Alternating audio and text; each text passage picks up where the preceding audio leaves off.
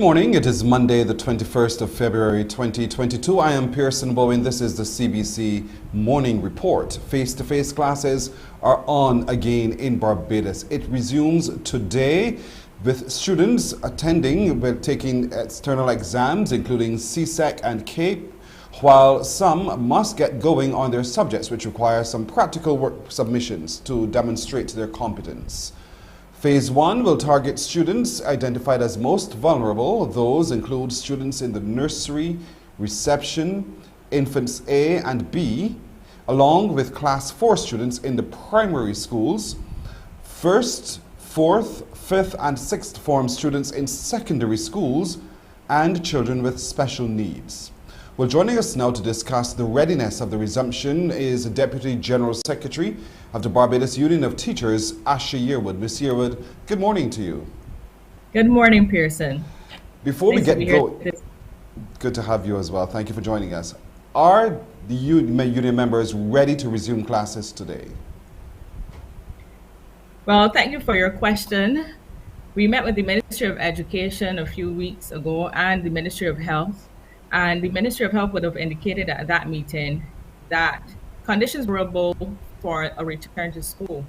We met with our members and we had a reviews on this issue, with some members being willing to return to the classroom and others had some concerns that they needed addressed before they could enter the classroom. We returned to the Ministry of Education with these issues. We outlined them and the Ministry of Education has assured us that these concerns will be fixed before this morning. So we hope that this morning when the teachers' returns are fixed, because this is the only way that we can have a successful return to the classroom so that teachers are comfortable. And we must remember that the working conditions of teachers are also the learning conditions of students. They cannot be divorced from each other. So we hope that as we return to school this morning, and your question is if we are ready and comfortable to go. As I said, it's a range of views. Some are comfortable and some expect that when they get there, their concerns will be addressed and they will be ready and raring to go once these things are fixed. What are some of the critical matters that teachers are calling for to be addressed? Before this pandemic came about, there were issues such as poor ventilation in classrooms, plants being unsuitable for teaching and learning. So these are some of the concerns going into the returning to the classroom, because we know that in this COVID situation, proper ventilation is important. Issues would include things such as parents sending students to school, because this would have been a perennial problem over the years. And as teachers, you would have accepted them into the classroom. But now we know this is a COVID-19 situation where especially this variant is highly transmissible. So we don't want a situation where we accept students into the classroom and then we have the virus spreading rapidly and rampantly. Also, teachers wanted the provision of PPE while in the classroom, and the ministry has assured us that they will give them according to how they have stock and donations coming in from international partners. There are some other concerns, but I wouldn't go into those now so that we can address some other issues. What is what is the mechanism put in place so that you do have a follow-up, some kind of report, and by when do you expect the data to arrive at the BUT so that you can now see whether or not your teachers are prepared to continue the face-to-face classes? Well, I'll start by saying that any member of the BUT executive is a phone call away. So we know that if we have major issues this morning, we will be on the ground and out there seeing to any issues that our members may have. Of course, we can also have a follow-up meetings with our stores. And as I said, there are various avenues. Teachers can contact any member of the executive to address these concerns. So I don't think that situation that may arise currently will be an issue that should be left outstanding for any inordinate period of time. I believe any issue that arises needs to be immediately. And this is what the executive of the Barbados Union of Teachers will be seeking to do. Now, an offer has been made for a 1 week off for teachers who are not quite ready to return to the face-to-face environment. What number of teachers have reported that they are taking that option? Can you give us? As I said before, we have a range of views on the return to the classroom. We expect that the majority of our members will be in the classroom this morning. I will say is that those members who believe that they need it, we have encouraged them to write their principal, put that in writing, let them know that they're not ready to return as yet, because we have to understand that mental health issues are important, and any other issue that any teacher or any person may face, and we cannot push them under the carpet. So they may have mental health issues, and we don't want to downplay them and think it's not important. But as I said, we expect the majority of our members to be present, but those who are not ready to go, we have encouraged them to put it in writing and take their week. There's recently been a view expressed in public spaces that teachers are being a bit unreasonable in holding out on what you're holding out to slow down the resumption of face-to-face classes. What's the union's response to those public views? What I will say is, well, I would mention what I said before. Teachers' working conditions are also the students' learning conditions. And if these conditions are not good enough for learning for our students, we cannot expect that teachers will be excited to return to the classroom. We've had so many issues that have not been addressed over the years. I've seen teachers having to provide their own toilet paper in schools, teachers covering wallpaper but that have on mold. So if a teacher believes that some of the things that they need to return to school will not be there because of a history of them having to supply things for themselves, I think that it is a valid concern that needs to be addressed. You can't expect, if there is something that is constantly happening, you can't suddenly believe that it will change. But as I said, the ministry has reassured us that they are going to provide those things that are necessary for a return to the classroom, including hand sanitizing stations. And as I said, the masks. They said that they would have campaigns to encourage parents to keep these students home, because as I said before, that is another one of the issues that is going to be critical here in a return to the classroom. So I believe teachers are taking what they said, and as I said, we will return this morning, but if those conditions are not favorable, we will begin to address those concerns immediately. Is there a plan by the union to do a look-see or walk through the property the school plans today? And if so, at what time would you be expected to be on school properties looking to see for yourselves?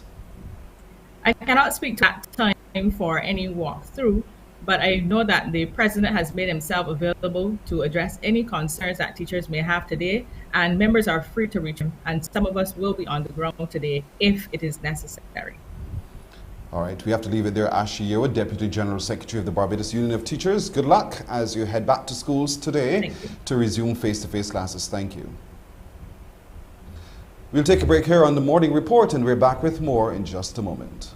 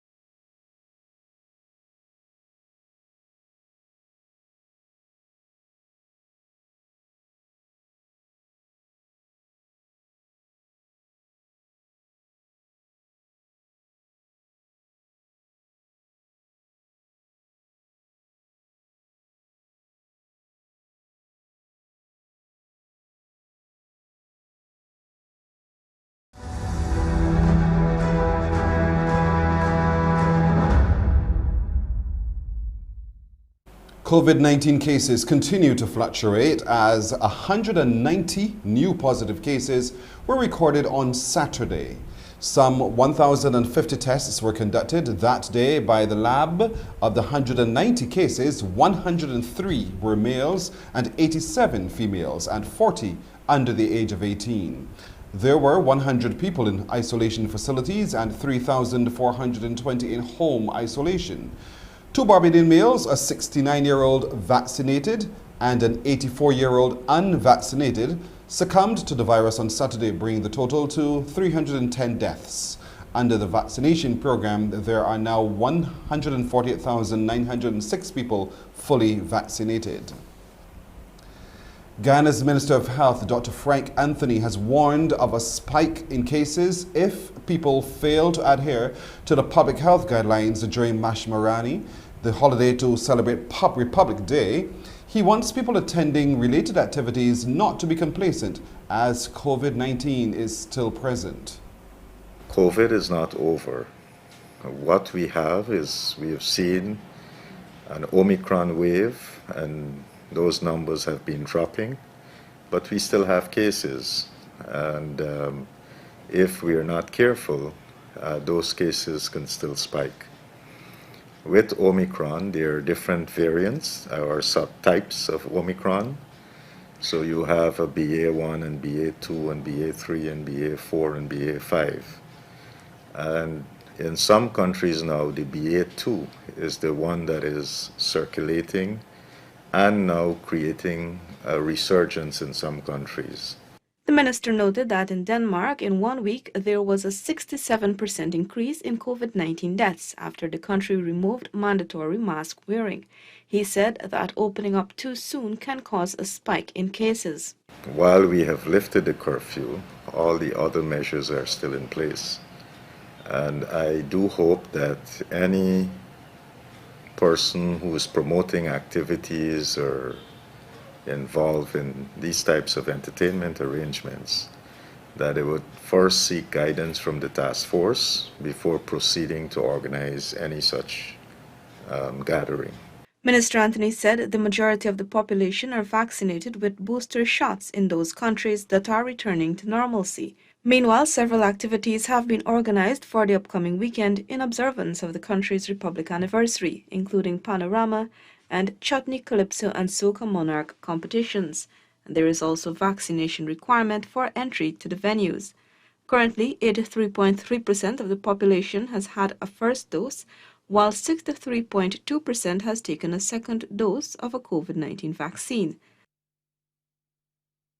Well, even as countries relax restrictions, Director of the Pan American Health Organization, Dr. Carissa Etienne, warns that does not mean an end to the pandemic. While cases fall, she says they could rise again. A new variant may emerge at any time, and therefore each country should take the measures that they deem necessary to slow down transmission of this virus. So as I said before, it is going to be very important to sustain the public health measures which we know work against this virus. People should heed the recommendations of their public health authorities and do everything that they can to prevent infection. Most importantly, we should get vaccinated. Get vaccinated when it is your turn, and always wear a well-fitting mask when you are around other people, and you need to stay at least 1 meter away from others. And you see, we can contribute to the end of the pandemic. Britain's 95-year-old Queen Elizabeth II has tested positive for COVID-19. Buckingham Palace says the 95-year-old monarch is experiencing mild cold-like symptoms and is continuing her royal duties. Her heir, Prince Charles, had reportedly met the Queen days before he contracted the virus earlier this month. A number of people have reportedly tested positive at Windsor Castle, where the Queen is currently residing. Rory Challens has more from outside Buckingham Palace. The rather brief statement from Buckingham Palace certainly gives the impression that the Queen is not especially ill, that she's only got mild cold-like symptoms and that she will carry on performing light duties at Windsor Castle over the coming week. As you would expect for a woman of her wealth and stature, she has a very good medical team around her and will be getting expert medical care. Professor Sir Hugh Thomas is the head of the medical household and physician to the Queen. Queen. He has a team of people as well, so it is they who will be most likely looking after the Queen.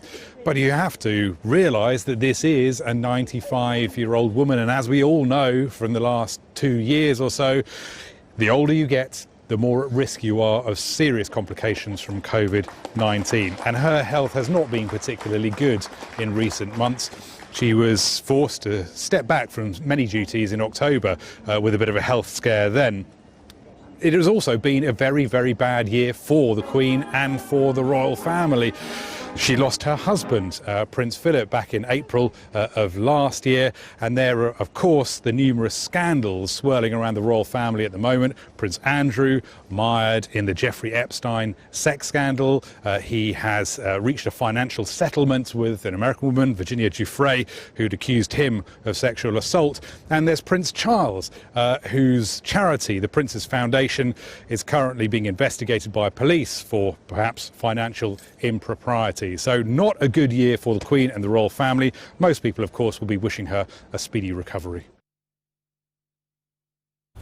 This is a CBC Morning Report. We'll take a break here and we're coming back in just a moment.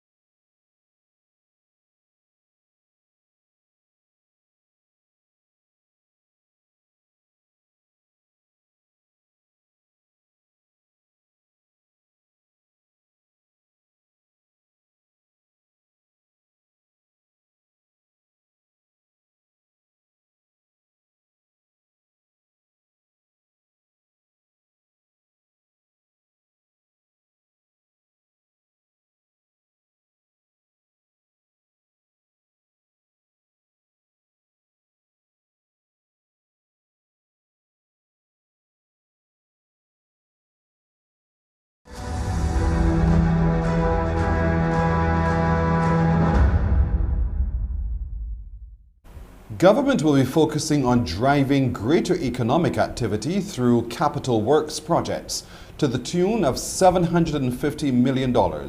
This was revealed in the Estimates 2022 to 2023 document, which was tabled in Parliament on Friday and will be debated from today. Overall, during the next financial year, government is expected to spend $3.68 billion with projected revenue of $3.2 billion. CBC's Ryan Broom reports. The estimates document projects capital works projects will cost government about $740 million. Now, some of the financing for these will come from different sources, including the Inter-American Development Bank, the Caribbean Development Bank, and European Investment Bank, World Bank, Latin American Development Bank, and Exim Bank of China. Some of the other notable items on the expenditure side included debt financing at $501 million, personal emoluments at $780 million, and retiring benefits and allowances of about $386 million. On the revenue side, government's $3.2 billion in projected income is expected to come from a variety of tax and non-tax sources, including goods and services, income and profits, property taxes, international trade, special receipts, grant income, and other taxes. The estimates are expected to be passed in both the lower and upper houses of Parliament by March 31st. Attorney General Dale Marshall has given top marks to the Barbados Police Service for the latest seizure of firearms. Police officials have seized 19 firearms and 262 rounds of ammunition over a 6-month period. This recent seizure of firearms by the Barbados Police Service is the result of hard work and intelligence. It is the result of putting our officers at tremendous risk. And, I think we owe a debt of gratitude to the members of the Barbados Police Service. The public speaks very glibly about getting the guns off the streets, This is what the Barbados Police Service does on a daily basis. And I'm extraordinarily proud. I'm very proud of the men and women of the service. They've been doing a wonderful job in combating firearm crimes and combating the use of firearms in the commission of crimes. Getting them off the streets is a major part of that, and they've been scoring significant success, certainly in the last 2 years. But the government's efforts to make sure that the firearms don't come in also continues apace, because, as the public would know, we've installed new scanning capacity. So the question of surveillance at our ports of entry takes on significant importance at this time. Meanwhile, the Barbados Police Service has also destroyed over 100 guns. Public Relations Officer Actor Inspector Rodney Innes says the weapons were collected through various methods. As is customary, we are doing some destruction of firearms. Firearms which came into the police custody various reasons. Some through court cases that have been adjudicated, some through search warrants, others have been found, and some were legitimately owned, where the owners sadly passed away, and we had to retrieve them and subsequently have them here to be destroyed. This morning we'll be destroying a total of 103 firearms of various calibers, from rifles to .22 caliber. Well, the police PRO has also reminded Barbadians of the correct channels to be followed after a licensed firearm owner dies. Because we want to encourage members of the public and family members, if they know that their loved ones or their siblings own firearms. I mean, we have it in our records that we do the due diligence.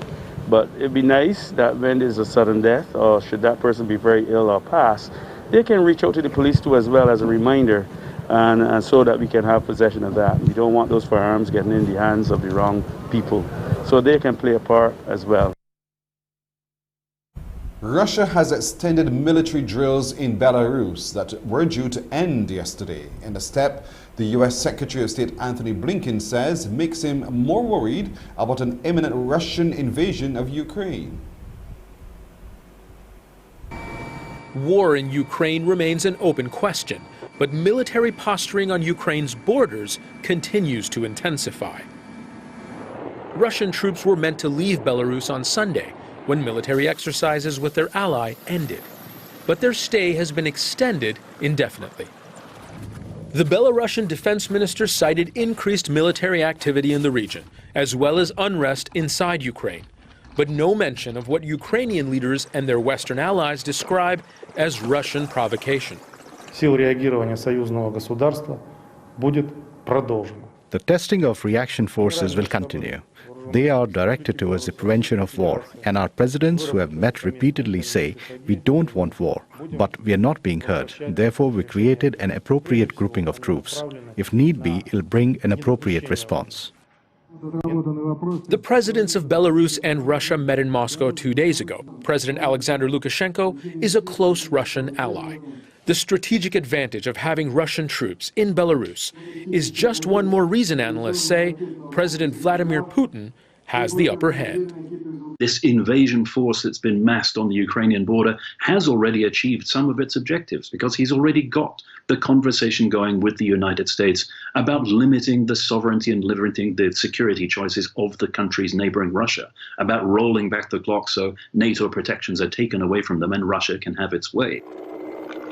An estimated 190,000 Russian troops at a heightened state of alert are now to Ukraine's north, south, and east.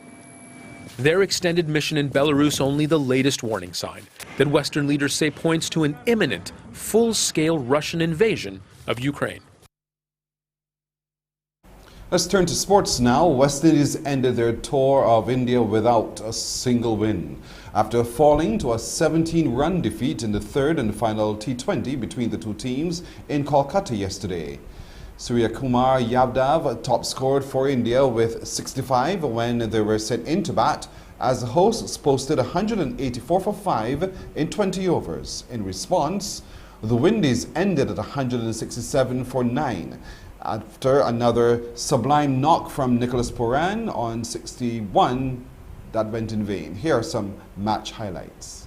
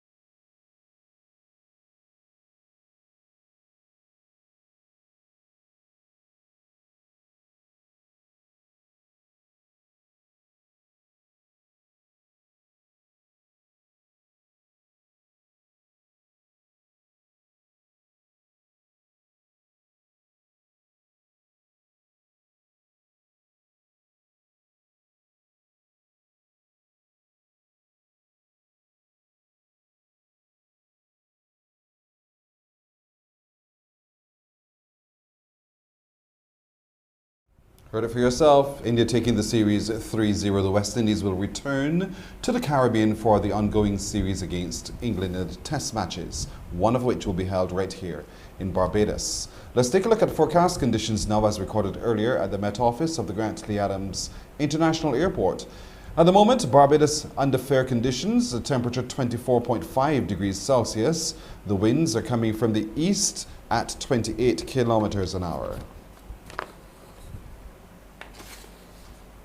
If you're heading to the sea today, expect a low tide at 5 minutes to 1 this afternoon. At the moment, it's high tide, 6:47, and again another high tide at 7:15 in the evening. Seas are predicted to be smooth to moderate in open water, with swells ranging from 1 to 2 meters, but expected to increase. In the forecast for Barbados today, partly sunny with a few brief isolated light showers, while tonight is expected to be a mix of clear skies and clouds with a few brief isolated light showers. Here's a look at the forecast conditions in some international cities.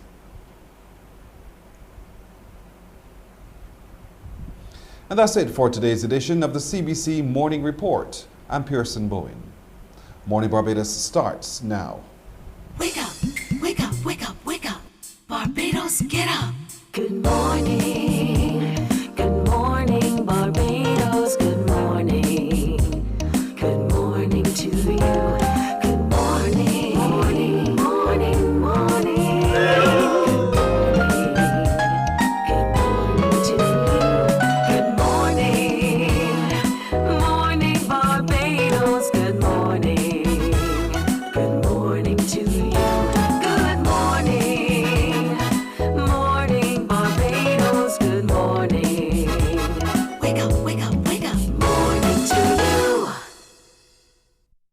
Good morning to you, everyone. Look at me. Look at me. I'm at the beach this morning. How does it feel? It feels fantastic. Really nice and cool outside. How are you doing today, everyone? Welcome to Monday. Welcome to a view of our beautiful island, Barbados. It is always great having you company today, being Monday, the 21st of February. It is back to school day. Yes, I can hear the chagrin coming from your grown children, teachers and parents as well, but it's back to school today. So we want to see all of your little sweets in their uniforms. Some of them wearing it for the very first time, aren't they, darling? Take some photos, okay? Take some pictures. Here's what we're going to do. Help us welcome our little loved ones back to face-to-face classes today. So send us, if you can, quickly. So go quickly, let them wear their uniform, take a picture, let them look oh so bright. Pictures, book bags, everything. And send those pictures to us. On email, you can send to Mornin Barbados at cbc.bb, MORNIN Barbados at cbc.bb, or you can send those photos by WhatsApp, using your mobile device to 228-5562. So there you go. Let's see those lovely little ones today in their brand new uniforms. I'm sure you're going to look absolutely fantastic. So send it by email to morninbarbados at cbc.bb, or send us pictures by WhatsApp to 228-5562. I want to celebrate with you.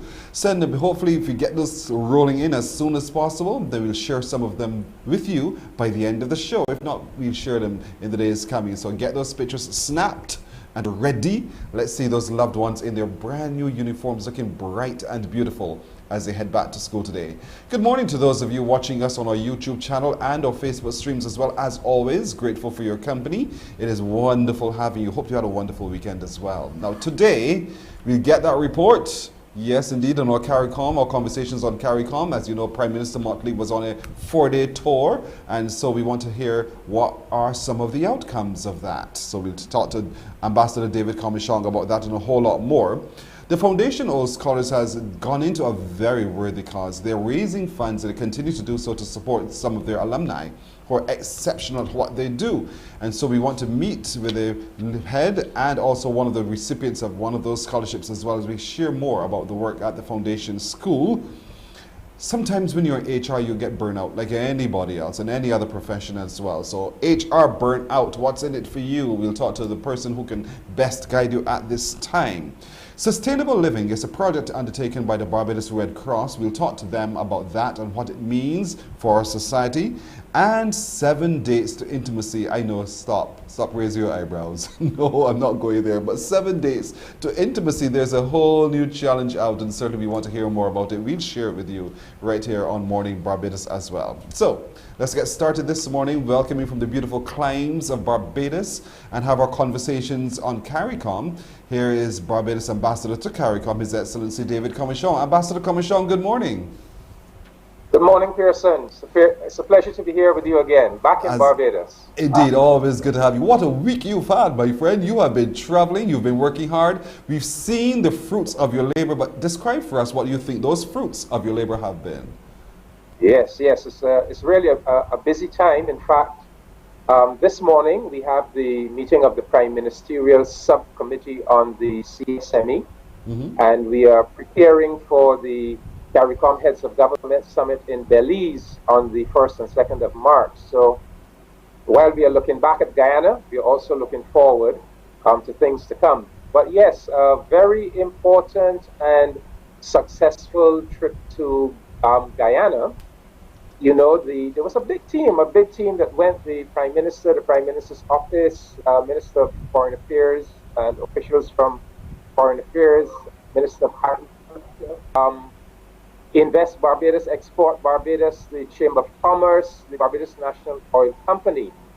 And we killed several birds with one stone because we attended the Oil and Gas Conference and Expo, but we also had bilateral meetings with Guyana, Suriname, and we had a meeting with the CARICOM Secretary General and her team. But I would say that the centerpiece of the visit was really the bilateral negotiations with Guyana, with the president and a full team of his ministers and officials. And Pearson, what I can tell you, you know, Guyana is on a journey. Guyana has just begun this oil and gas journey. The chairman of ExxonMobil addressed the conference and said that the oil and gas finds in Guyana have been the largest in the world over the last 20 years. So Guyana is going to be pumping something like 400,000 barrels a day by the end of this year. And before the end of this decade, Guyana is going to be producing 1 million barrels of oil a day.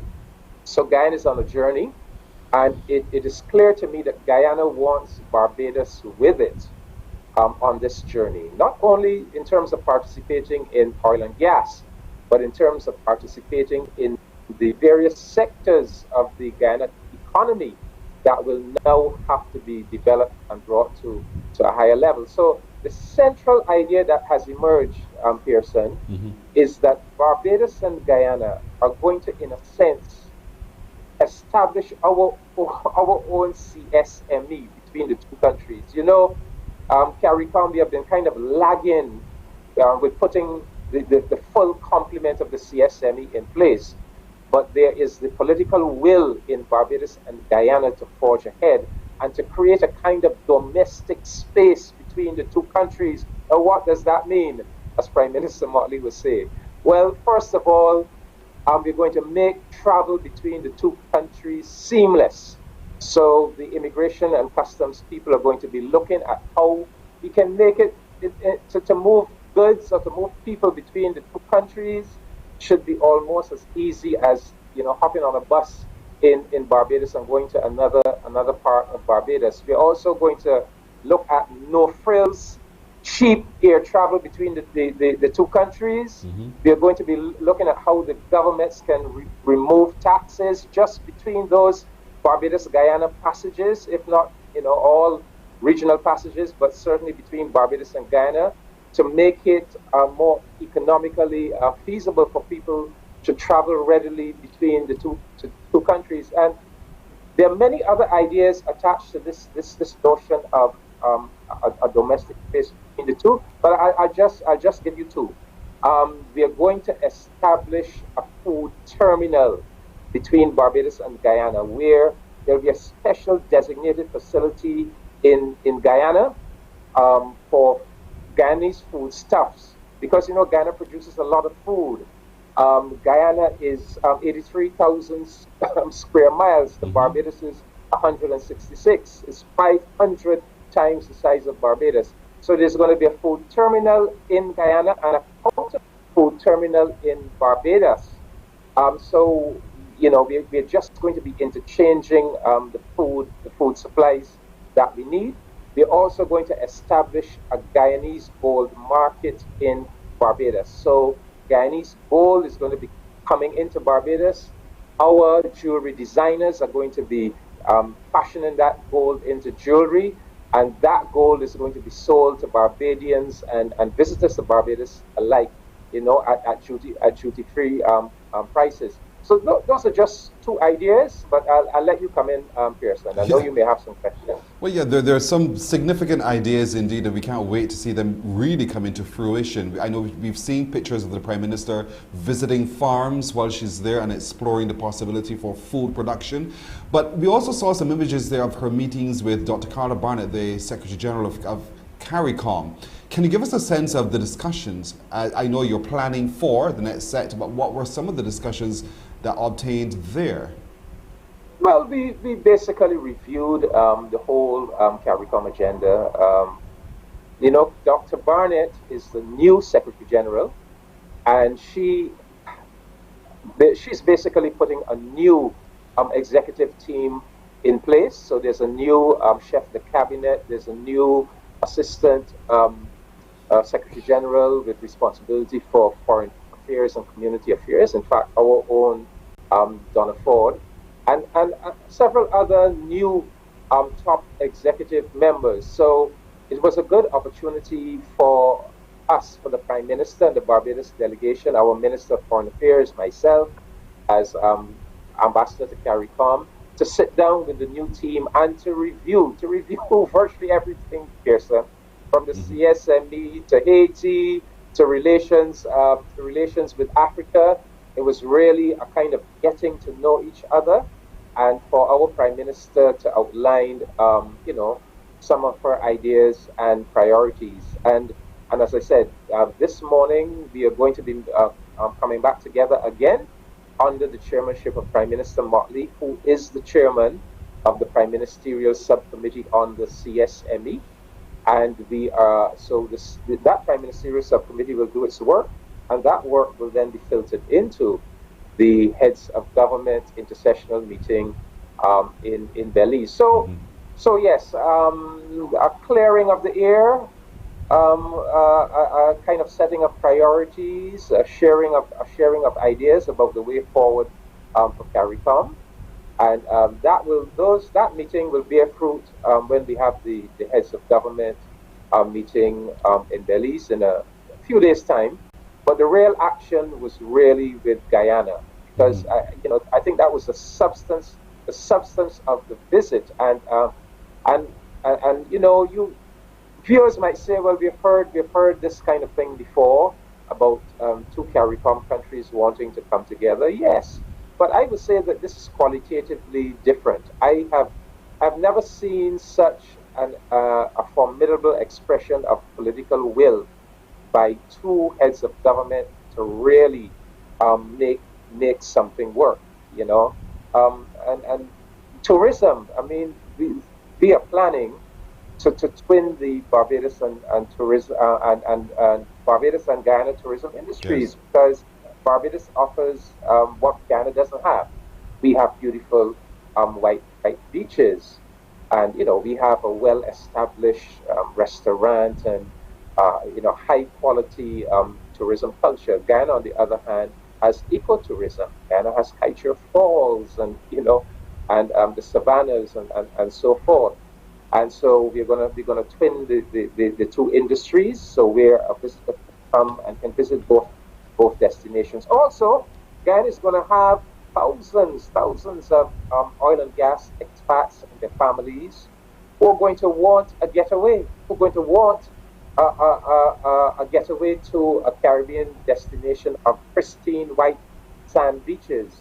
So Barbados is going to provide that opportunity for those expats. Barbados is also going to help Guyana boost up their tourism. We have committed to training 6,000 hospitality workers for Guyana. And so, and that's not the only area of training. The two countries are going to be training in technical and vocational education, welding, carpentry, joinery, because both countries are going to have a construction boom. They're going to need artisans, and we're going to be participating. We're going to be participating in each other's construction boom. We are also going to be participating in the oil and gas industry. Barbadians are going to be able to find work and business opportunities in Guyana's oil and gas industry. And the two countries are even going to explore the possibility of coming together to invest in our own Guyana Barbados oil and gas company to exploit some of those wonderful oil and gas riches that Guyana continues to discover, So much for us to work on. Guyana has created these wonderful wooden prefab houses. We're going to explore the possibility of exporting some of those houses to Barbados to help with our housing shortage. They've also developed what they call shade houses, which are really a kind of greenhouse type structure for growing food, but built out of wood. And there's a possibility that we will be getting some of those in Barbados. We're going to use the Guyana lumber resource to see how Barbados and Guyana can work together to re-establish furniture. Barbados used to make, Barbadian joiners used to make this beautiful classical Barbadian line of furniture. Well, how can the two countries collaborate and bring in that furniture making capacity together to establish a line of furniture using Guyana wood? So many areas. Working groups are being set up of officials on both sides, and those working groups will be reporting to the relevant ministers of foreign affairs, minister of energy, tourism, etc. And twice yearly, there will be a reporting to the two heads of government. Two heads of government are determined to have a hands-on role in this, to make sure that the collaboration does happen, that it does bear fruit. Black belly sheep. We are going to be partnering with Guyana. We don't have the land in Barbados to really develop our black belly sheep industry, but Guyana has the land. And the agreement is that we are going to select a community in Guyana that we can partner with in taking Barbados black belly sheep to Guyana and developing the capacity, the production in Guyana. So all of the areas of import substitution, how we can rid ourselves from having to import food items and many other items from extra-regional sources, where Barbados and Guyana can come together and we can do it for ourselves, and we can exchange, between the two countries. Truly CSME, CARICOM at work indeed. Ambassador Kabashon, thank you for your very wealthy, healthy report. Things are really, really great, and I can't wait to hear even more that would come out of those ministerial talks and the upcoming heads of government meeting as well. So as the work continues, sir, stay with us. We'll be happy to share it here with our viewers on Morning Barbados as well. Thank you so much, Ambassador. Thank you, Pearson. It's a pleasure. You're very welcome. Barbados Ambassador to CARICOM, His Excellency David Comishong, in our conversations on CARICOM. On this beautiful Monday, as schools resume face-to-face classes, don't forget, take those pictures, take them. We'd love to see your darling little ones in brand new uniforms. Send them to us. You can send them by WhatsApp, by WhatsApping to this number. That's yours, see on your screen, 228-5562. Or you can send them by email to morninbarbados@cbc.bb, morninbarbados@cbc.bb, or WhatsApp to 228-5562. Take the pictures and send. We can't wait to share them with the rest of the world. We're going to take a break here, and we're coming back with more on Morning Barbados. Morning, morning, morning. Good morning. Good morning to you.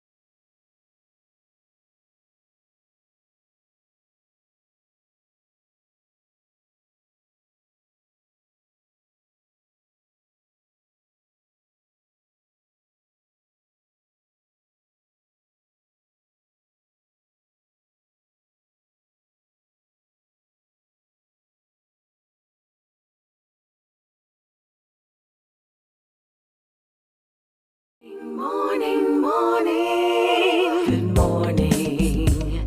Good morning to you. We're just about 11 minutes now to go to the hour of 7 o'clock. Just since 2015, the Foundation Old Scholars have been operating their scholarship fund. Why?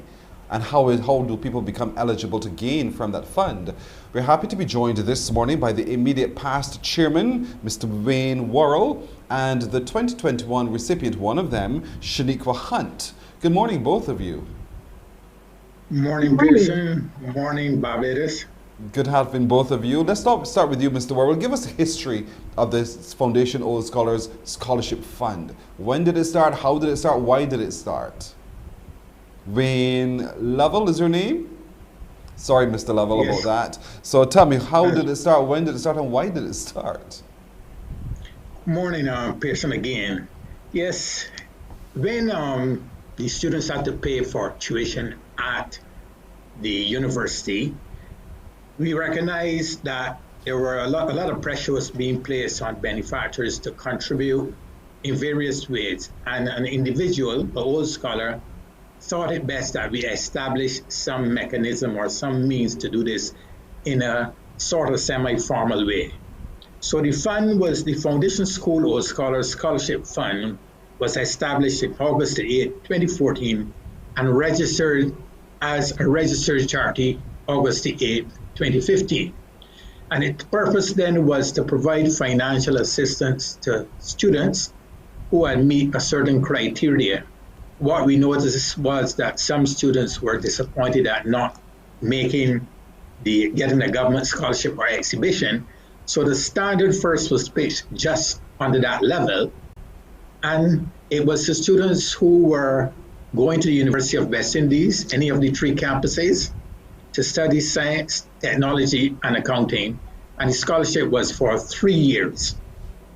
When the government went back to paying the tuition, it was decided to continue the scholarship. Obviously, we lowered the amount that we were given, and we also added the degree, the nursing program at the Barbados Community College, which is a 4-year program. We thought that we should include that. So far, the fund has awarded 14 scholarships for a total disbursement of $138,000. 4 of those 14 have already graduated from the University of the West Indies, all with honors, including 2 first class. Fantastic. We now have 10 in the program, and our latest recipient, our 2021 scholarship winner, is Shanika Hunt. We offer congratulations to her. We would have liked to have done more, but we have decided on a particular criteria, and where that is met, then we award the scholarships up to 4 a year. We've only been able to do 4. We've only had 4 in 1 year, but every year we try to make to have awardees and to keep building the fund. Right. We also would like to thank those old scholars who have contributed to the fund. I must emphasize that donations to the fund are fully tax deductible. So therefore, the cost that what you're contributing, you don't bear the full cost. You get back something. And we would like to encourage other old scholars to join this train, be part of this process. We have been going for 7 years, and we intend to be going for a number of years. Indeed. Thank you. You're welcome. Shanikwa, you are a recipient this year. Talk to me about what it means to you to have been able to receive this financial support from your old school. Undoubtedly, this has been truly an honor, and I am really off because I'm continuously being blessed by this school. From the teachers, my peers, everyone there, all our interactions and things have really brought me here, and without them, I could not be here. What is the course of study that you're pursuing? I'm pursuing banking and finance. Say it again? Banking and finance. Okay, and so as a student now of the old, as a member of the Old Scholars, because you've left school now, you know the expectation is that you will do well, and eventually you too will be able to contribute to the fund in assisting those who are still hoping to qualify as well. When do have you started your course of study, and how long is that course of study? I have started since last year, and it is a 2-year program. It's a 2-year program. So here we are now. Okay. So here we are now, Mr. Lovell. We're looking at building out this scholarship fund. You spoke about it being able to be funded by the Old Scholars and Old Scholars alone. How do you go about or is it just a financial contribution, or do you have other large-scale events where you raise funds to help top up the fund, the scholarship fund? A good question. We had one event planned, and that was for May 2020, and COVID hit and derailed that. It started off as a poor man's soup, and then a soup and mingle, and it was gaining some momentum. So far it has been voluntary contributions from Old Scholars, and we are glad to see that one of the recipients is now a donor. He contributes something to it. So you're absolutely correct. if we can keep this going for some more years, then what would happen? Some of the awardees will see it in their good heart to give back something. Yes. And this is why we think this could go on for quite a while. I must say that most of the recipients, their parents and so on, have been very, very, very gracious and thankful. They continue to keep in contact with the fund. We have a constitution. As I said, it's a registered charity. There are certain rules. Someone could only be chairman for 3 years, for instance, and then they have to rotate off. And we have a body of trustees that are very committed and give their time. We would also like to thank the initial benefactor who gave us his boardroom to hold our meetings prior to COVID and so on. So we think we have a good thing going.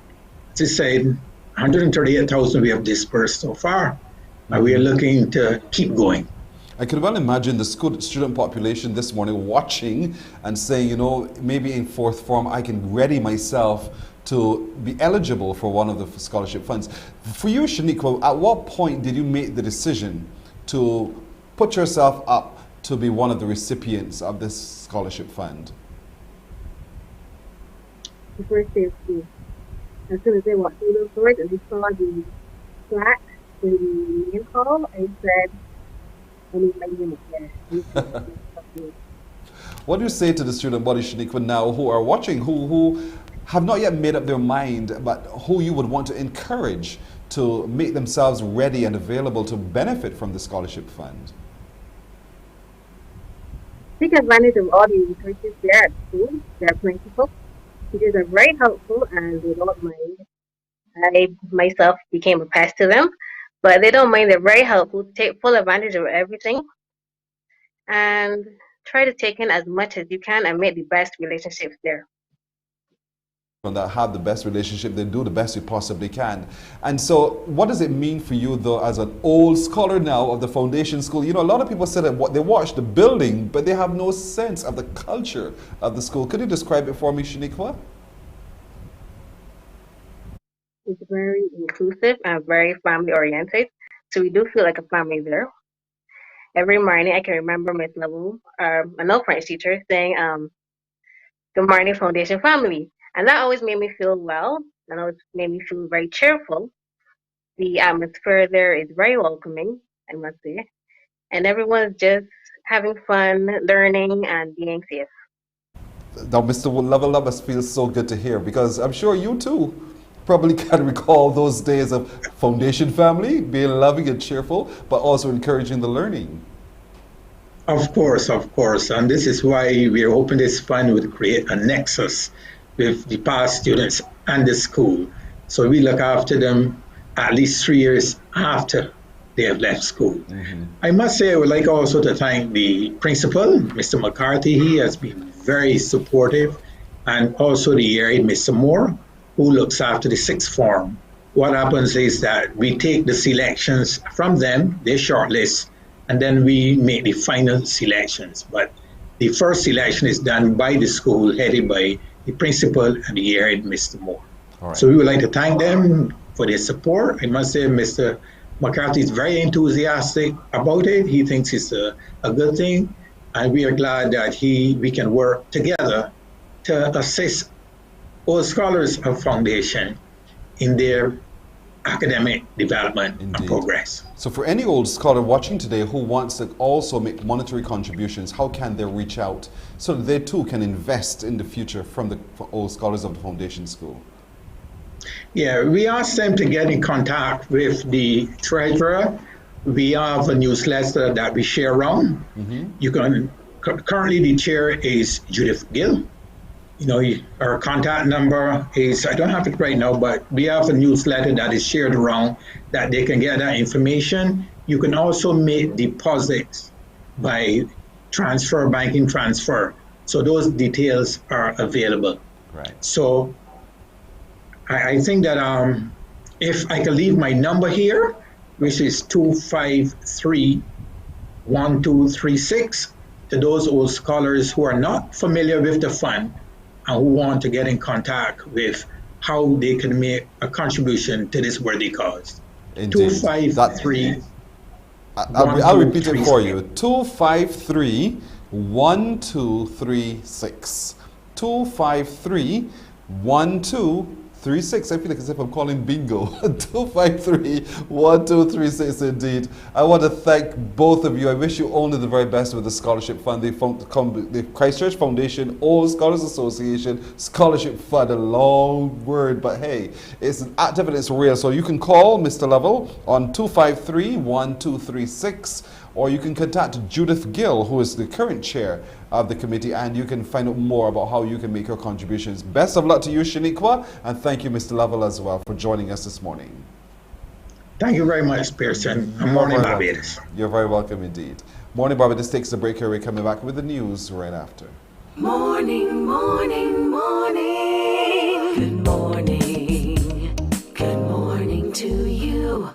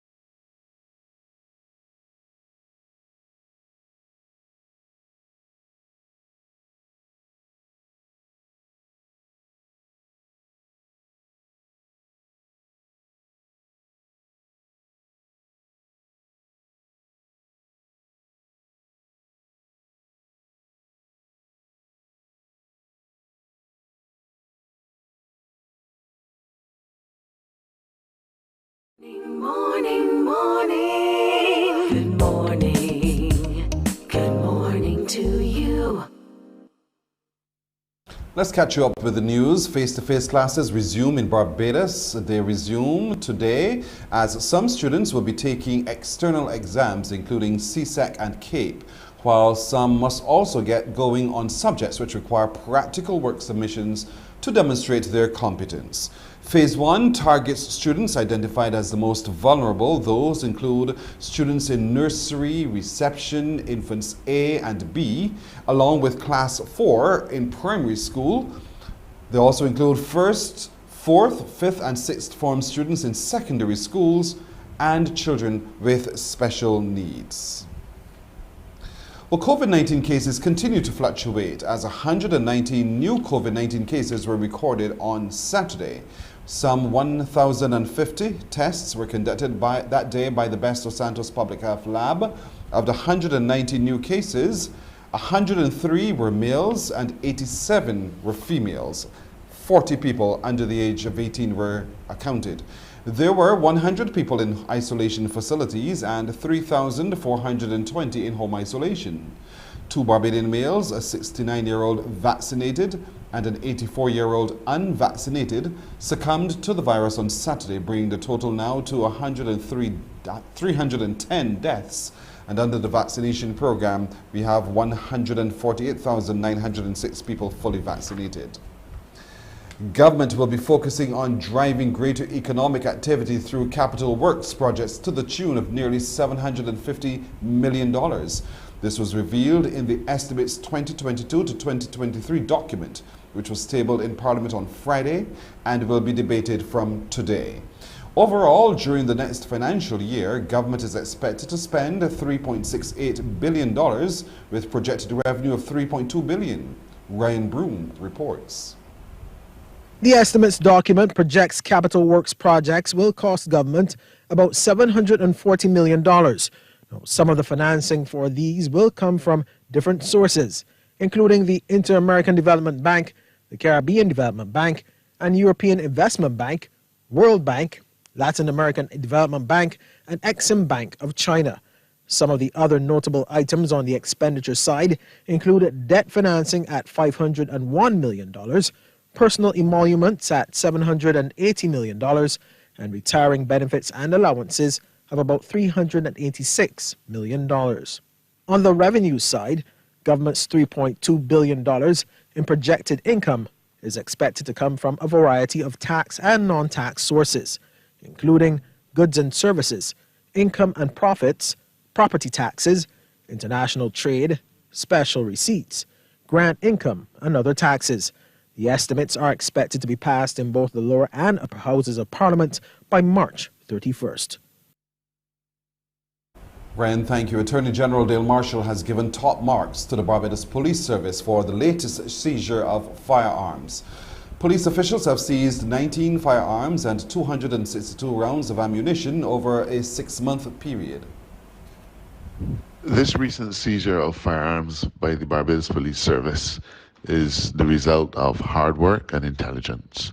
It is the result of putting our officers at tremendous risk.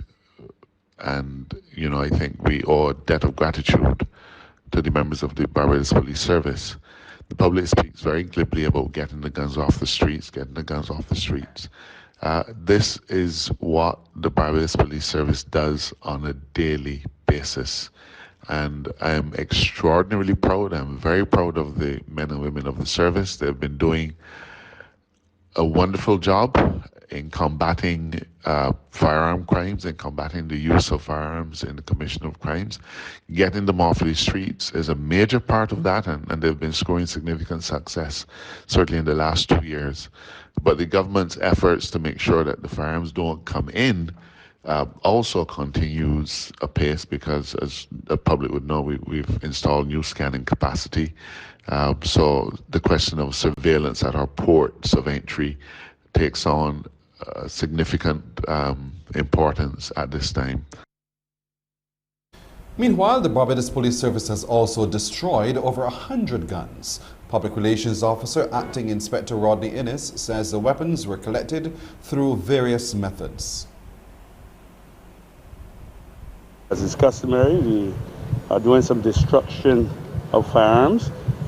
Firearms which came into the police custody various reasons. Some through court cases that have been adjudicated, some through search warrants, others have been found, and some were legitimately owned, where the owners sadly passed away, and we had to retrieve them and subsequently have them here to be destroyed. This morning we'll be destroying a total of 103 firearms of various calibers, from rifles to .22 caliber. The police PRO reminded Barbadians of the correct channels to be followed after a licensed firearm owner dies. Because we want to encourage members of the public and family members, if they know that their loved ones or their siblings own firearms. I mean, we have it in our records that we do the due diligence. But it'd be nice that when there's a sudden death, or should that person be very ill or pass, they can reach out to the police too, as well, as a reminder, and so that we can have possession of that. We don't want those firearms getting in the hands of the wrong people. So they can play a part as well.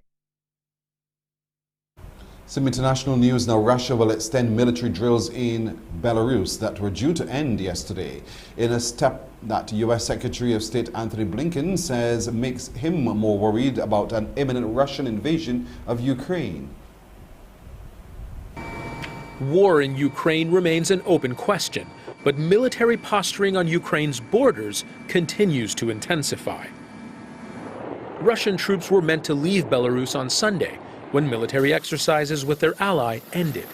But their stay has been extended indefinitely. The Belarusian defense minister cited increased military activity in the region, as well as unrest inside Ukraine, but no mention of what Ukrainian leaders and their Western allies describe as Russian provocation. The testing of reaction forces will continue. They are directed towards the prevention of war, and our presidents who have met repeatedly say, we don't want war, but we are not being heard. Therefore, we created an appropriate grouping of troops. If need be, it'll bring an appropriate response. The presidents of Belarus and Russia met in Moscow 2 days ago. President Alexander Lukashenko is a close Russian ally. The strategic advantage of having Russian troops in Belarus is just one more reason, analysts say, President Vladimir Putin has the upper hand. This invasion force that's been massed on the Ukrainian border has already achieved some of its objectives because he's already got the conversation going with the United States about limiting the sovereignty and limiting the security choices of the countries neighboring Russia, about rolling back the clock so NATO protections are taken away from them and Russia can have its way.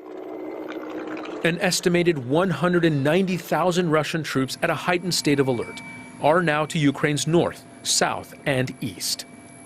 Their extended mission in Belarus only the latest warning sign that Western leaders say points to an imminent, full-scale Russian invasion of Ukraine. Well, that's our news until now. Don't forget we have more news on TV8 at 12 noon in the CBC Newsday and on radio at 8 o'clock and again at 1 o'clock this afternoon. That's it for the news at this time. We'll take that break here and we're coming back with more on Morning Barbados.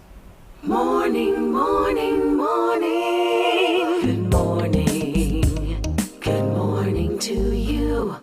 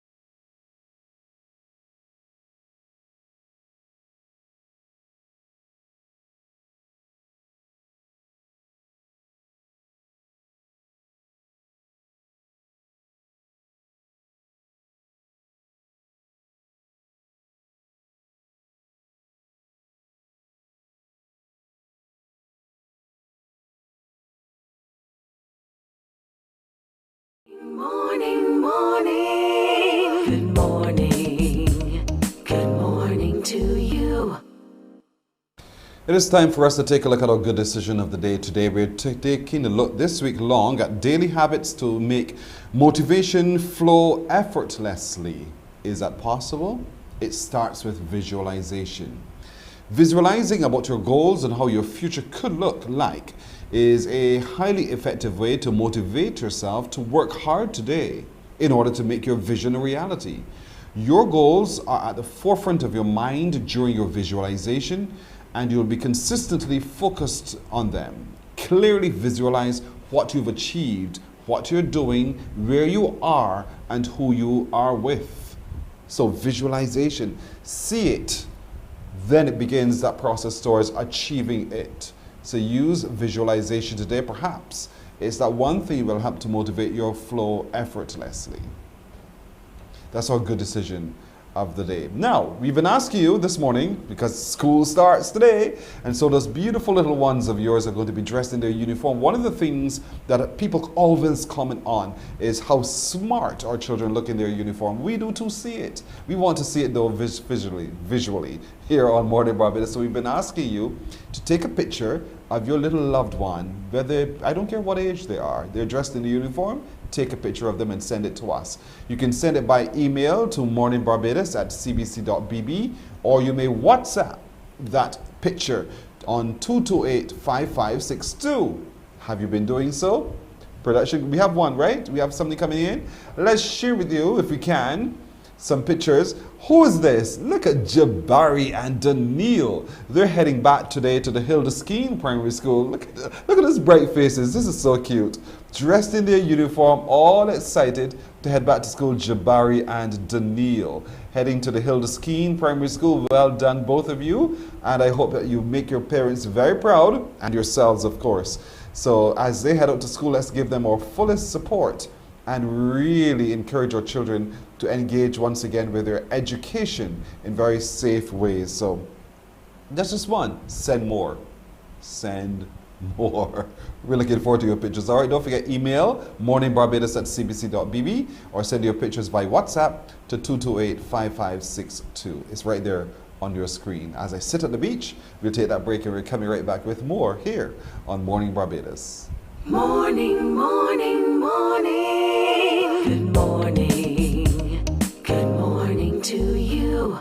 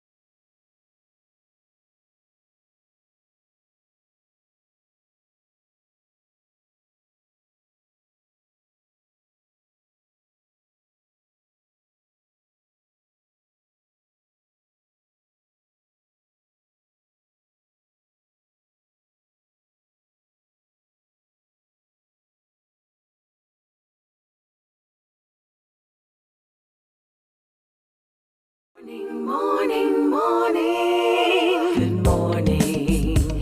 Good morning to you.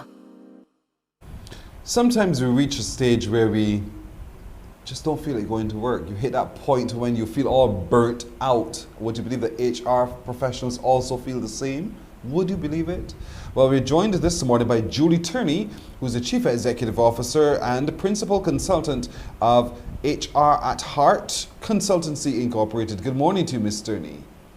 Good morning, Pearson. Good morning, Barbados. Indeed. Oftentimes we look at the HR profession, we think, you're to motivate me, you know, but HR people are people too. And so they reach a point of burnout and reach a point of frustration with a particular career. And that's where your company steps in. Tell me a little bit about why you started this to look at that burnout of HR professionals. I've been in HR for over 16 years and I've experienced bouts of HR burnout, stress, frustration in my career. And in my second bout of HR burnout, it just brought me to a point where, as I figured out, well, how am I going to take care of myself when it comes to my burnout? Having other conversations with HR professionals in my field, I realized that I wasn't alone and that we were all struggling in some way, form, or fashion. Burnout is one thing, but because HR professionals are constantly holding space for their employees, and we're exposed to a lot of things that happen behind the scenes that employees are not always aware of, but we're sharing their stories, we're learning about their experiences, and a lot of times that leads to compassion fatigue as well.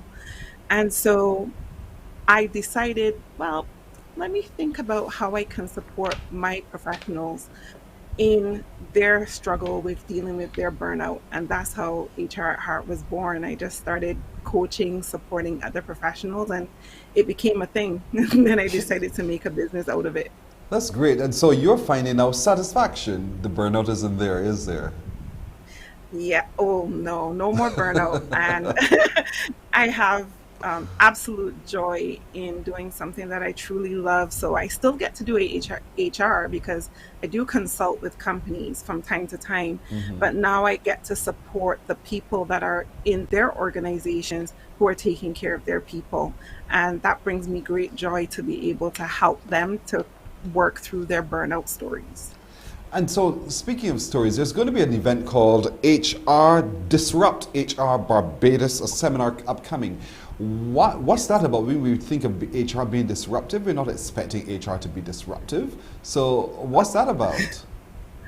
So think of positive disruption.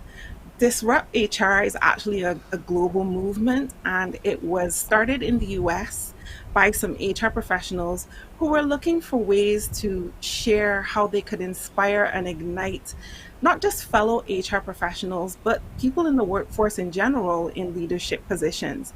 How we could think about things that are happening in our workplace that are really frustrating us, whether it be processes, procedures, and how we could re-energize them, reignite them so that employees don't feel frustrated by the processes and procedures that they have to go through in order to get things done. Now, it takes a little twist. So normally you would have a seminar where you have someone who speaks for 30 minutes or 45 minutes. But what Disrupt HR does is it kind of takes a little bit off the TEDx experience. And speakers get 5 minutes to tell their story with 20 slides that rotate at 15 seconds a slide without them stopping them. So anyone can actually do this. They don't have to be an HR professional. If you want to get into public speaking, it's a great segue to do that. Instead of having 30 minutes, 45 minutes to present, you have 5 minutes. And you can be as creative as you want to be. You can give your own titles, and you can also present it in any way, shape, or form. We've had Disrupt talks that have been done in the form of song, spoken word, but all about how we re-energize and reignite the workplace. That's imaginative. I like it, actually. It focuses you, first of all, because oftentimes we tend to think that, lengthier means better. Lengthier does not necessarily mean better. Focus it into 5 minutes and you get your presentation done and you just go, and it's far more impactful. Out of it, the hope is that those who do attend are re-energized, refocused, and represented to their particular workforce. Am I right? Yes, that's right. So thinking about creative ways that we can create a workplace where people feel like they belong, where people feel like they have productive and useful work, and just helping professionals in general to be able to create and innovate products and services for their organization that people will appreciate better. When is this HR Disrupt session, though, and can anyone qualify to be a part of it? So Disrupt HR takes place tomorrow, February 22nd, from 6 to 9 p.m. We are actually going to be blessing, I want to say, kind of like the new 10 Habitat space, which is in Wildy, St. Michael, behind the old Coles Printery building. And we're hoping that we're going to have 10 amazing speakers who have already applied. So in order to be a speaker at Disrupt HR, usually once we open the speaker engagement form, we usually announce it on our social media platforms. So if you're following us on Disrupt HR Caribbean, you will see when the events are happening, because we host in Barbados, but we also host in Jamaica and Trinidad as well. And so once the events are open, you will be able to apply as a speaker. So we already have our 10 speakers lined up. Our host for the evening is the amazing Guyana Marshall. And we're really looking forward to welcoming all of our guests tomorrow evening as we listen to these 10 speakers disrupt the stage and share their insights on how they think we can make the workplace a better place for everyone. I mean, only redounds to the benefit of not just everyone, but the country in particular. And so we're encouraging HR professionals to be a part of it, people who are into people at the end of the day to be a part of it too, because people are people and we all need people. And so if we want to make better our people, our processes, our systems, our culture, everything about what we do, then Disrupt HR is a great place to start if you haven't already done so. And certainly HR at Heart Consultancy Inc. is also a super place to start too. And if you're faced with that burnout that we've just described, you're tired of what you're doing because you feel weighed down by the pressures of people and problems, then sometimes you just need someone to just spray you with a little something, a little inspiration. And that's where Disrupt HR really is a fillip in your feather in your cap indeed. And so this is where we are. It's tomorrow from 6 to 9 it's not, because in person is a little bit strange nowadays. Nowadays we have to stop for a second and say, is it in person or do we do it online? And it's so unfortunate we have to be saying that, but how can we engage with it? We are in person at the 10 Habitat space in Wildy, but we are limited to 50 people, and it will be with social distancing. All COVID protocols will be in effect. Okay, great. So we're looking forward to exciting things coming out of that. Julie Turney, thank you so much for joining us. All the best with this, and we shake it up. We disrupt HR, and we shake up all the way we do what we do and how we do what we do. All the best with this, and looking forward to hearing from you again sometime soon. Thank you. You're very welcome indeed. Julie Turney, the Chief Executive Officer and the Principal Consultant of HR at Heart Consultancy, Inc., talking about Disrupt HR. We're looking forward to hearing more about that. So, as we prepare to go to break, and as I told you, we want to share these pictures back to school today. Let's take a look at another one of those pictures coming in to us. Thank you so much. Tyrese, you're heading off to the Lord School today. Look at you, your gray pants, you're a big boy. Tyrese, congratulations. I'm hoping that today goes well for you, Tyrese. Don't forget your mask, don't forget your sanitizer, and most of all, don't forget to socially distance. But enjoy school, Tyrese.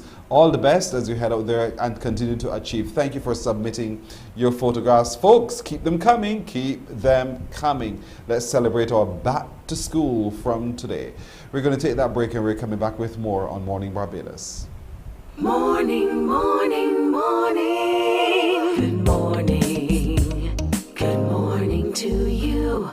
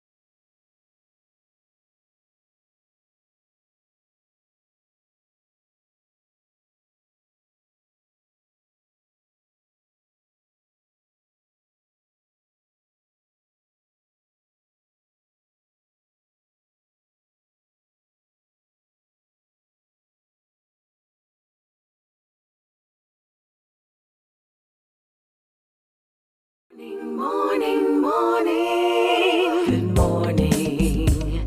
Good morning to you.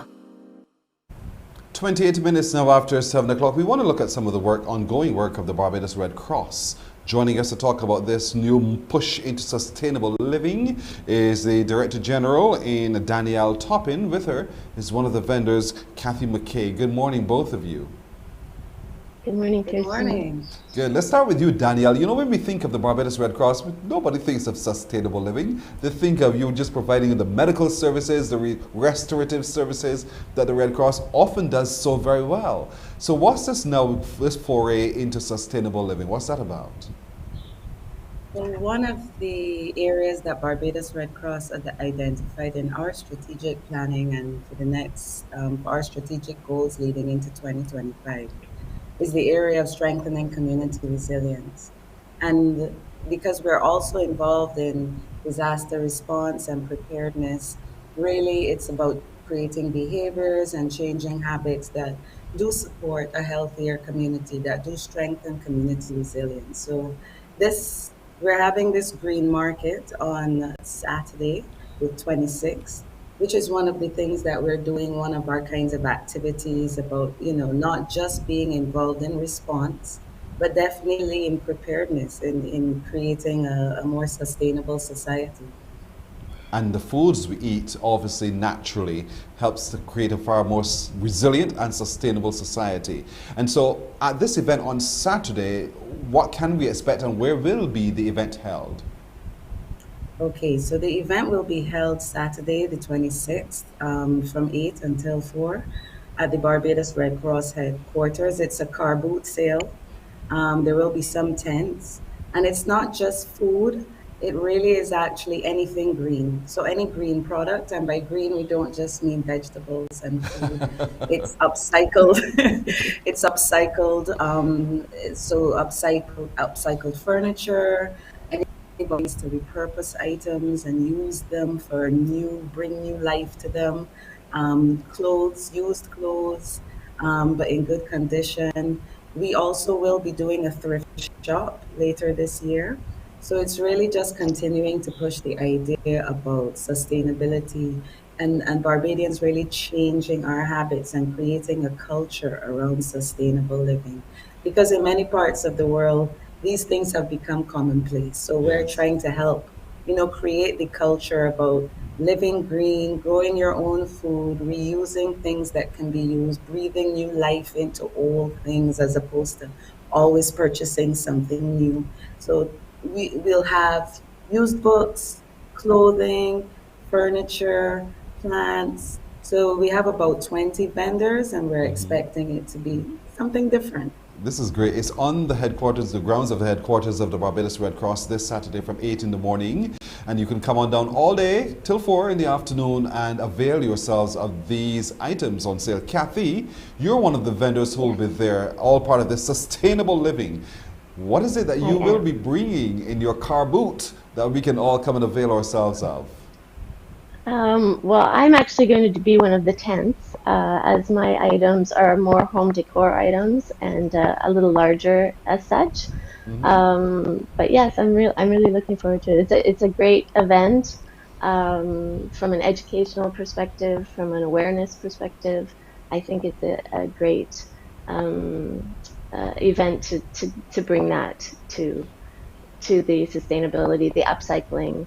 I think upcycling is so important. It's part of our waste management process, and it can be an important part and one that I think is very important to Barbados. Right. So you will be displayed under a tent, and so I'm really curious as to what is it that you will have under that tent? Can you share with us? Oh, sure. I refurbish a lot of furniture. Furniture is hard to bring to such an event, but I'll try and bring some little pieces. I do a lot of wall decor items, so stuff made from, from pallet boards, recycled old frames for artwork, that type of thing. So that'll all be displayed in the tent. Right. So if you're looking at home decor, this is also for you. It's not just for the plant lover. It's not just for those who are into juices and drinking. It's also for home decor and looking at new ways of using some things that we're considering old. And this is fantastic. So from furniture pieces to wall decor to all sorts of things will be available on the headquarters, the grounds of the headquarters of the Barbados Red Cross from this Saturday. This feels to me, Danielle, as if it's going to be an ongoing initiative. It can't just stop now. No. This is our first, and we hope to have them throughout the year. It's not something we'll have every week, but it's definitely something that we'll be doing on an ongoing basis. And Kathy made a good point. And most of our waste ends up in the landfill. And even though most of us don't ever have the opportunity to go and visit the landfill, if you do, it's daunting. By you taking things that are otherwise going to become waste and turning them into something beautiful, finding new uses for them, it's practical in that it serves a purpose for your own home, but then it also has a broader role within national development, because by changing that culture, we really can take small steps that really impact over the long term. Yeah, I mean, ideas alone will be developed once you come on Saturday too. You will see what the possibilities are, and they truly are endless. When we look at the things we want quickly to dump, then we realize, whoa, let me hold back for a second. There is a greater value in this. And the money circles in the economy as well, because now you can pass it on to someone else who really deserves it and wants to buy it. And that's what it's about. But bring the children along, I suppose, they too will learn about the whole value of sustainability. Yes, absolutely. As it grows, we're Kirsten, expecting. Oh, sorry. Go ahead, Kathy. Go ahead. that's okay. I was just going to say also, buying an upcycled product, it gives you something that's completely unique and usually one of a kind, and that's also something that doesn't happen very often. You see everything mass produced now. So So true. You were saying, Danielle? I was saying that you know, we will have people there because vendors who do this type of work, you're passionate about it. And you mentioned bringing children. I think we have a way of seeing art as just, you know, craft and this thing that you can do, but just as a hobby. But it really is a learning opportunity because children will have an opportunity to engage one-on-one, and not just children, visitors to the event to engage one-on-one with people who are trying something different. And, you know, I think there's something special about breathing new life into something that's already being used and finding new uses for it. And definitely, like I said, we really want to be part of creating a culture around this because globally, this has already, you know, become a culture. And we think that, you know, we adopt so many things from outside that this is one that really, it's also taking us back to old time ways because I remember using everything for something else. And, you know, my mother never threw out saran wrap and she would wash it and she would use it. And I think we've gotten so into the habit of, you know, just purchasing and disposing, that we need to start asking ourselves the question, where does the waste go? So, you know, if we can find practical ways that serve your purpose as a homeowner, you know, as just an individual for finding new things that you love, but also, you know, reducing waste. It's a win-win. Indeed it is. Now, for anyone watching who's asking themselves, because they're trying to picture where exactly is the headquarters of the Barbados Red Cross, and they can't spot it in their mind, describe for them how to get to your location for Saturday's event. Okay, so we are in Warrens. We are actually next to the Diabetes Center. If you were the road in the polyclinic, Eunice Gibson Polyclinic, there's a road alongside it that takes you down towards the Barbados Red Cross. You can't miss us. You can't miss it. And from the highway, we have a lovely red sign that it's very hard to miss from the highway. So as long as you come, take the road next to the polyclinic, and this is opposite the Dome Mall, you follow that road and you won't miss us. There's a field that parking will be available there. And it's the first, but we're hoping, you know, this is not just a call to people to come visit, but also for vendors, you know, to keep an eye on this space because it's something we will be doing and we do want to continue to make it bigger, better, and have more diverse products and services. Indeed.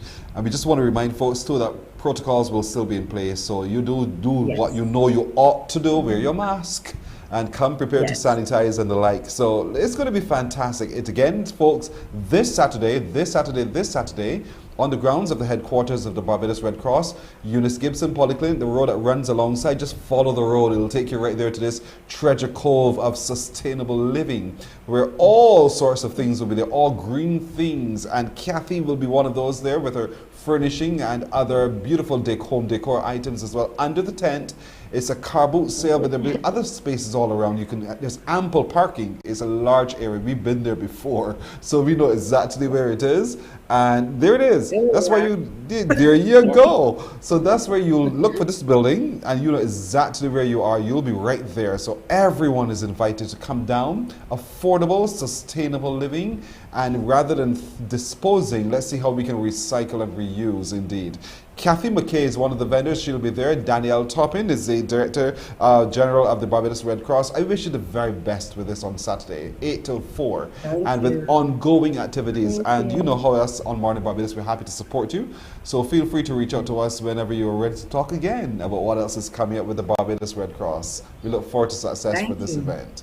You're welcome. Thank you so much. You're welcome, ladies. Thank you so much for joining us right here on Morning Barbados. So, folks, that's where we're going on Saturday from 8 in the morning right through to 4 in the afternoon on the grounds of the headquarters of the Barbados Red Cross. Sustainable living. And certainly you can come and see yourselves what's available. Don't just come and look and buy as well.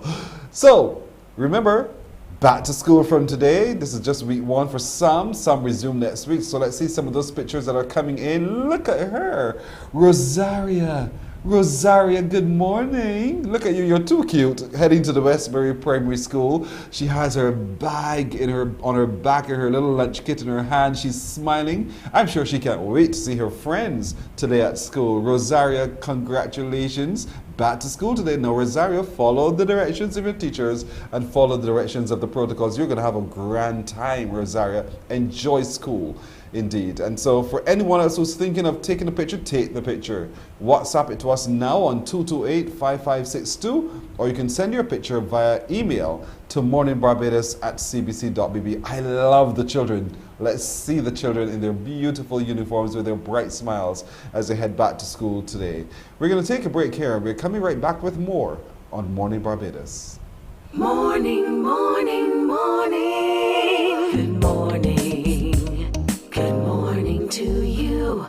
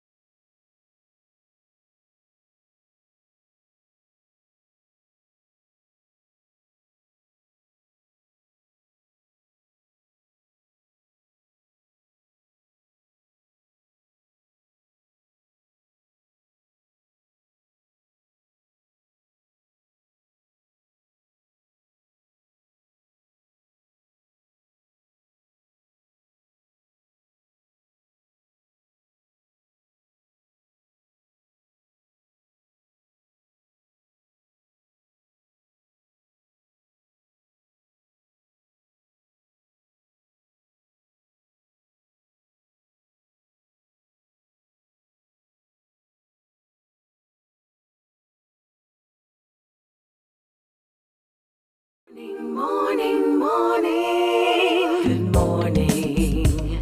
Good morning to you.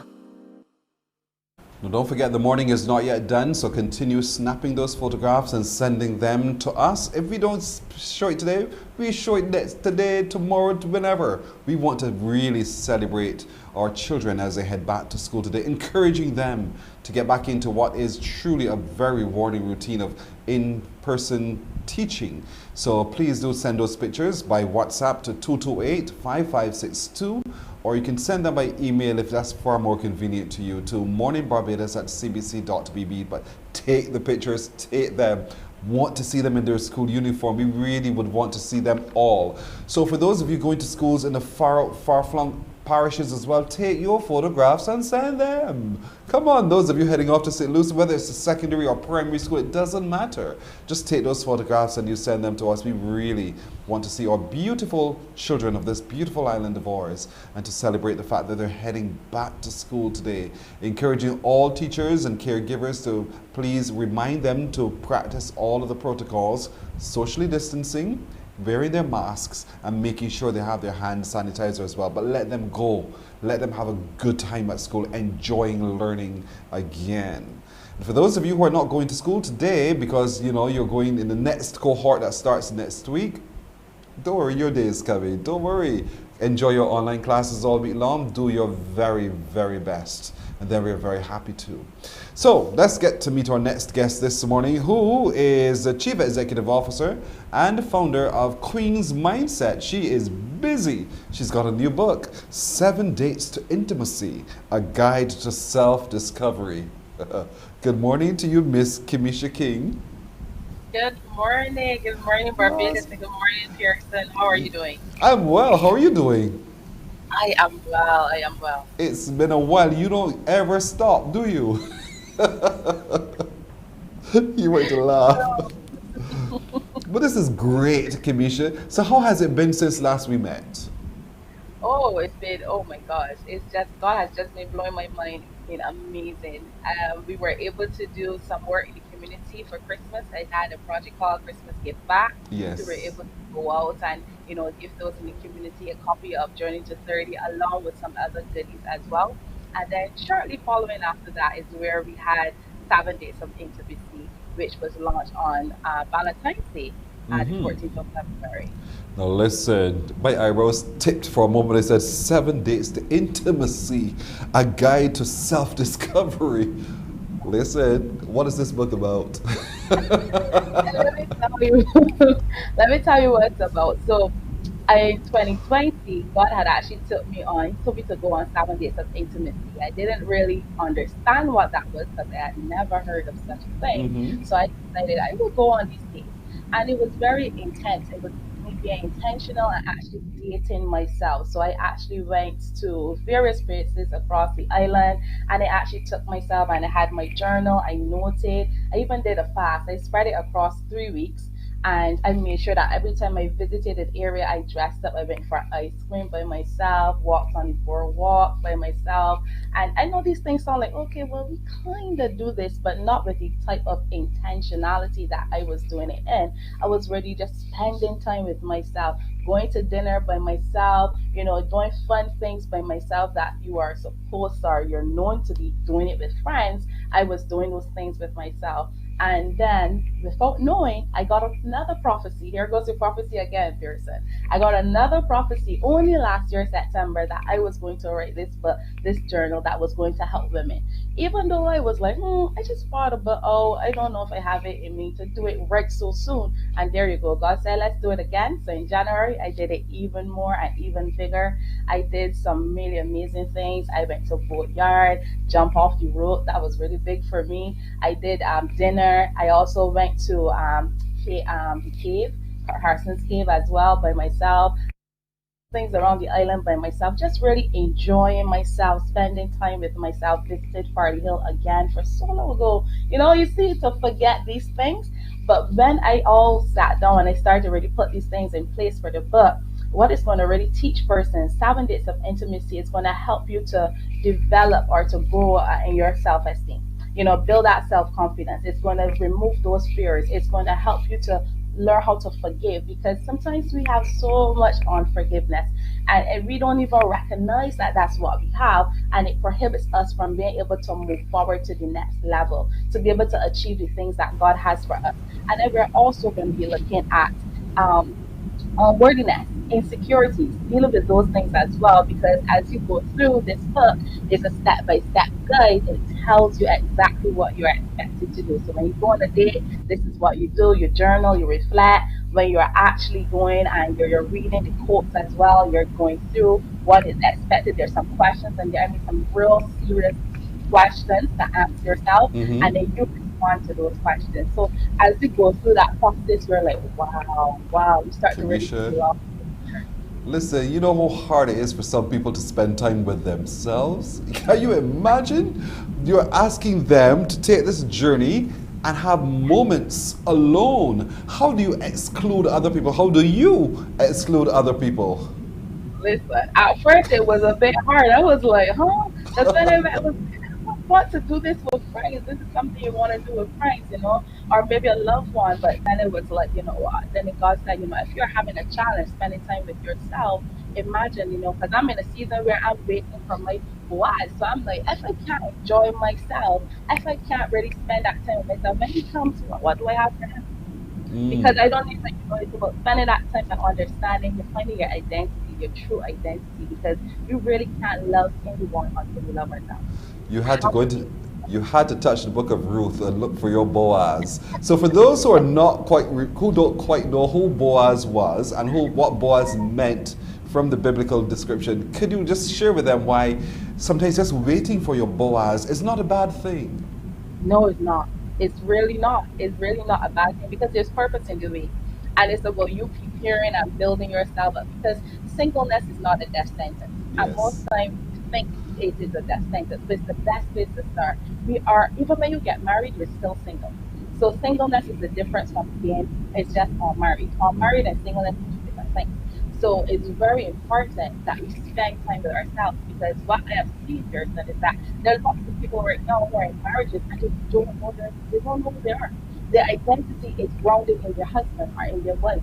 They really have lost themselves. They don't really know what their purpose is. They don't know what they've been called to do. And there's so many things, that strikes up a lot of confusion. So it's important that we know who we are before we join together.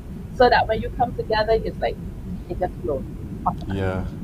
And Ruth knew who she was. Boaz also knew who he was, but Boaz extended to her his generosity, and as a consequence, he was able to restore, her honor, so to speak, and the honor did to her mother-in-law Naomi. So there's a lot. You see me? Don't make me preach this morning, Miss Kamishiki. Don't do that. But there's a lot that one can learn from that experience that you're talking about. So spending time with oneself is absolutely critical. And while you call it your 7 dates to intimacy, where you actually physically go into different locations and experience what other people may have shared with you before, you now experience it for yourself and spend time enjoying the ice cream. Don't rush the brush, because that's what we do, I'm guilty myself. You go somewhere, you buy the ice cream and you go away. But sometimes just sit there for just a moment, like anyone else, and enjoy the ice cream, enjoy the view. Perhaps you get to meet someone, but in all of this, you get to know you too. And the fear that you had of being alone eventually dissipates. And you're saying to me in the book, 7 Dates of Intimacy, the guide to self-discovery, that you've been able, milestone by milestone, help me to be able to do some introspection, to see who I am and why I am at this particular point, at this particular day. But having done that, then do I now take that learning into the next date and improve on that? Yes, you do. Yes, you do. You take that into the next date, because then as you are going on to the next thing you're going to do, I give you a set of ideas for dates. Because I know sometimes you're thinking about that, like, oh, what do I do? So I give you some ideas. You can choose outside of them, but it gives you some ideas that you can choose from. And then you also note, you reflect on that date. Okay, so this is what happened today, this is how I felt. And the things that you're going to do is going to push you outside of your comfort zone. So you're gonna be saying, oh my gosh, like for example, when I did it, person, I recognized that, you know what, I was looking for validation from people. That was an insecurity that I didn't know that I had. You know, we tell ourselves, I'm not insecure, but there's some things about us that we really don't know until you really sit down and write these things down. And with that, you go on these dates and you do the list of things that I have listed for you to do. You're going to start to question some things. It's going to be like an eye opener, because it was an eye opener for me. I was like, what? Say what now? Okay, we got to fix this, you know? Find that more men are, sorry, let me rephrase that. Do you find that women are finding it easier to follow the steps, the 7 days to intimacy, or do men look at it and think, nah, that ain't for me, that's for you guys, you ladies? What do you find? That's it. That's it. I had a friend that said, I don't know if I would try. I'll probably do it to support you. So but he was like, I think that's more for women than it is for men. But honestly, it's for both men and women. But of course, we know more women would definitely do it than men. Yeah. Or social media people are abuzz with, they're thinking it's such a fantastic idea, you know, getting to know oneself a whole lot better and spending time understanding who's we are and what we are to achieve. It's very important, Carol Ann Martin says, to be comfortable in your own company. It makes all the difference when trouble comes. So you're 45, you're saying, oh yes, let me hear you. Go ahead. I'm saying yes, you have to, because then you know who you are, you know what you like, you know your dislikes, you know what you stand for. You're not clueless, you know your identity. So when things happen, you know how to brace yourself and how to deal with them. It's not like a shot, like, oh my God, how do I deal with this? What's the danger here though? Because sometimes you can know yourself so well that you almost put up a barrier towards meeting someone else. I like that you asked that, because here's the thing. Even though that you have a choice, you don't have to be married, right? But we do understand that when you come together as a union, that's a force. That's a ministry. That's purpose in itself that is beginning to build. So even though you go through these 7 days and it builds your confidence, it does not stop you from wanting to have love, because you're just finding true love, which is you. Once you love yourself, you have the love now to actually share. It's an authentic type of love that you can give, and you're going to want to give because you're so excited. Oh my God, I discovered all these great things about myself. I want to share these things with someone. I don't want to just keep them to myself, but know well that even though I want to share them with someone, I'm not to a place where I am, I'm pursuing or I'm hungry after someone. I'm confident in who I am, so I know what I bring to the table. So when you show up, I know what I can deliver. Because of that, then, in the relationship situation now where she or he they would have their 7 days to intimacy and they realize, you know what, there are things about myself that are not being valued by my partner. How do you broach that conversation so that you begin to get back on track? Yes, then you have to sit down and have those conversations. But I love where you're going with this person. You've been peeping. I want to bring another one out to help with those persons as we build, of course. As we build, of course, I'm going to have some more stuff so that I can really help those persons already discover. But I find one of the major things in relationships is communication.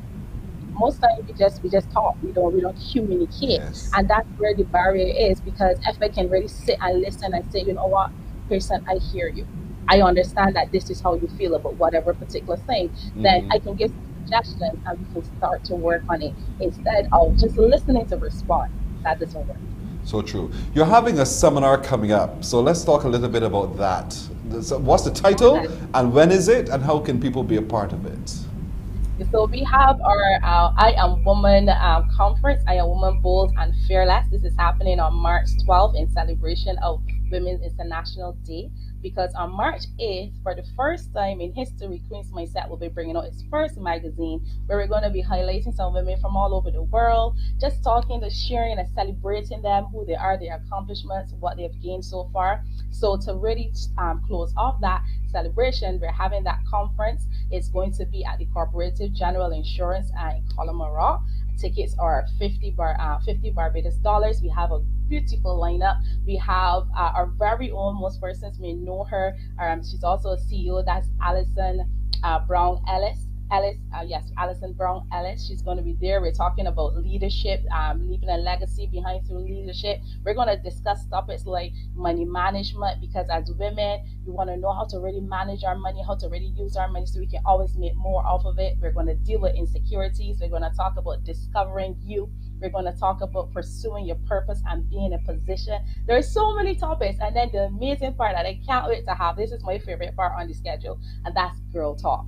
That's girl talk. That's where we're going to really sit down, take off the makeup, relax, and just really have that conversation. It's going to be so much healing that's going to go on there. It's going to be an amazing, fantastic time. I can't wait. Yes, closer. So quickly, tell us how we can get a copy of the book, 7 Dates to Intimacy, A Guide to Self-Discovery. Where can that book be available? Sure, you can get a copy on Amazon, so go directly to Amazon, 7 Days of Intimacy, or you can send me a message at 258-3544 to get you a signed copy. 258-3544 or on Amazon. It's a 7 Dates to Intimacy, A Guide to Self-Discovery by Kamisha King. Thank you, Kamisha. All the best indeed with everything that you're doing. You're busy. Well done. Thank you. You're most welcome. You're very welcome. You do too. Thank you. So before we go, we want to share with you one more picture of one of our delightful young people on the island who is heading back to school today. Look at you, Hadia. This is Hadia. Rhonda Hines Graham. Look, a little Hadia. Look at her heading off to St. Stephen's Primary School. Hadia, good morning. Congratulations to you heading to school. You're looking too cute in your school uniform. Beautiful indeed. You see what I'm talking about? And that's what we want to celebrate today. All the beauty of our beautiful children as they prepare to head back to school with all the joy in the world. Don't forget, don't stop today. Send. Tomorrow we'll share some more images. So remember to send them by WhatsApp to 228-5562. Or you can send them by email to morninbarbados@cbc.bb. Take the picture in their uniform, send them to us with their name, and we will be happy to celebrate with them their return to school as well. That's it for today, everybody. Thank you for your time. For my production crew of Alicia Asgrant, the producer, and Roel Ford, our technical director. At sound is Michael Sober. Tamisha Green is at master control. I'm Pearson Boyne from the beautiful Barbados. Looking forward to seeing you again tomorrow. Take care. See you. Bye-bye. Wake up, wake up, wake up, wake up. Barbados, get up. Good morning. Good morning, Barbados. Good morning. Good morning to you. Good morning. Morning, morning, morning. Good morning to you. Good morning. Morning, Barbados. Good morning. Good morning to you.